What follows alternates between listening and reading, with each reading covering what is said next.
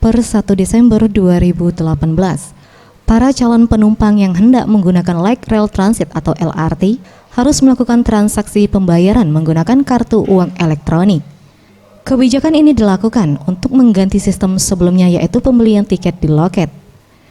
Sejumlah calon penumpang LRT yang ditemui mengaku awalnya kebingungan dengan kebijakan penggunaan e-money karena belum semua memiliki e-money. Namun dengan kesigapan para petugas dalam memberikan sosialisasi, para penumpang akan terbiasa dengan kebijakan tersebut. Selain itu juga, penerapan e-money dinilai lebih praktis karena tidak perlu lagi antri membeli tiket. Pakai tiket manual atau sudah pakai e-money? Sudah pakai money. Sudah pakai e-money. Itu gimana? Lebih mudah kah atau gimana? Ya sepertinya sih agak ribet ya, tapi ini baru pertama kali ini pakai e-money. Pertama kali ya. Gimana tanggapannya? Ya bagus sih sebenarnya kalau pakai e-money itu lebih gampang lagi. Lebih gampang ya? Ya tinggal, jadi kan kita beli kartu nih, jadi tinggal isi saldo doang.